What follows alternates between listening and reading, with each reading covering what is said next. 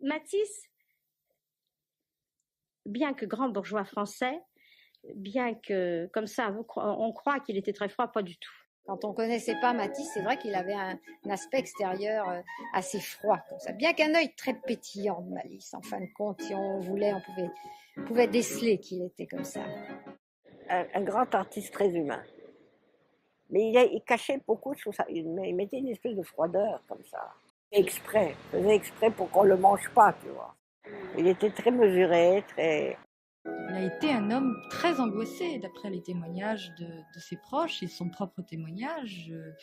Il n'était pas du tout le pacha serein qu'on peut imaginer. C'est un homme qui était en proie à l'insomnie, au questionnement incessant sur lui-même et véritablement à l'angoisse et au doute. D'abord, il était très fermé, Matisse. Alors, je crois que pour le connaître, il fallait être de ses proches. Mais en fin de compte, il avait de l'humour, il était drôle. Souvent, il chantait des petites chansons marrantes qu'il avait appris quand il était petit. Il rigolait, ça le faisait marrer, ou des chansons un petit peu sur le bord, d'être un peu cochonne comme ça, du nord de la France, des vieilles chansons. Et puis, il rigolait. Il était vraiment chaleureux, tendre, drôle. Mais pour ça, il fallait vraiment le connaître. Parce que c'était un homme cultivé.